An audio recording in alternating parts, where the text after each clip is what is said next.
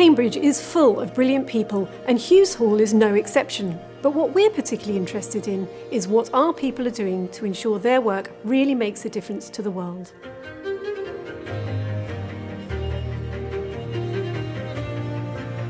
Hughes Hall hosts a number of centres that translate academic knowledge and ideas into innovations in practice.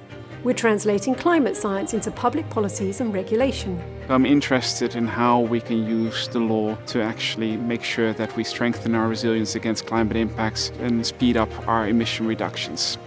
I work particularly on dengue virus, so with global warming coming towards the north, it's going to be more familiar with these mosquito-borne diseases.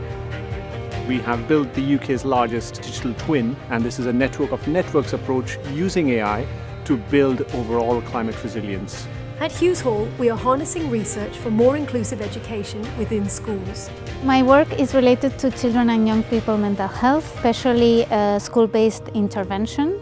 We've been working with teachers to develop their own expertise in helping young people become effective and confident speakers and listeners. So my research primarily focuses on the development of inclusive learning environments for children who are marginalized in countries in South Asia and Sub-Saharan Africa. And identifying system improvements for healthcare at scale.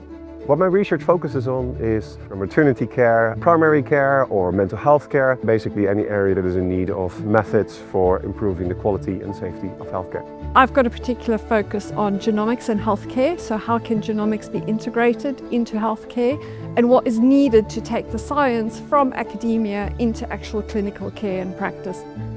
We're proud to have leading scientists taking Cambridge another step closer to beating cancer, heart disease and dementia. During the last years, I've been focusing my research mostly on pediatric cancers and in particular neuroblastoma. I'm interested in how hearing loss could be causing dementia, and to do that I use new brain imaging technologies to see what's going on in people's brains. Others are dedicated to protecting human rights, women's voices and children's mental health, and informing legal systems. I am the editor-in-chief of Roxana Media. Telling the stories of women of Afghanistan is a huge responsibility for me and my team in Roxana Media. I'm an epidemiologist, but I study which children struggle with their mental health and where they get help. My research is on the ethics of care. We have a situation where certain actions are legal, but other actions continue to be illegal. Are the illegal actions necessarily worse care than the legal ones? We have experts who strive to understand and preserve history and the arts. So I'm what is called a logician. I study texts that go all the way back to Aristotle, through the Middle Ages, and then through into the 20th century.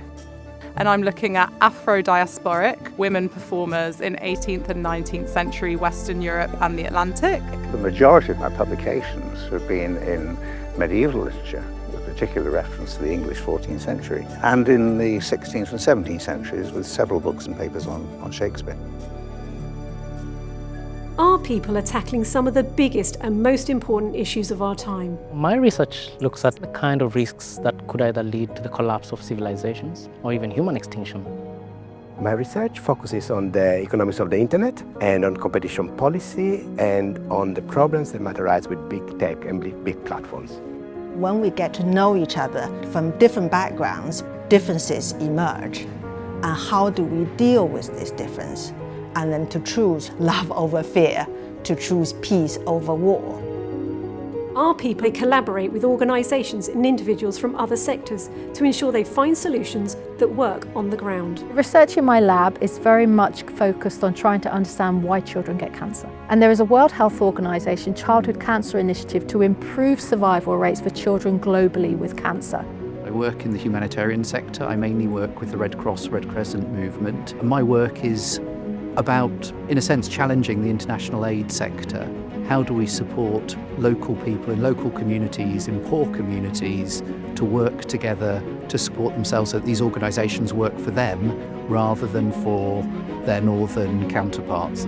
We are lucky to collaborate with a lot of different labs around the world, including in the US, in Australia, across Europe. So when we consider the impact of this kind of research, Really, I think it could make a difference anywhere in the world where people suffer from neurodegenerative diseases. Hughes is a college that looks forward. It was founded on the basis that we can and should change things for the better. Hughes is a place of optimism. It's a place of hope for the future. So sometimes just a conversation at the college can spark an interest in a cross-disciplinary interaction between a physicist and a biologist like myself that can really inform on our combined research activities. In general, everybody is very keen in learning from each other, and I think it's the perfect place for the curious mind.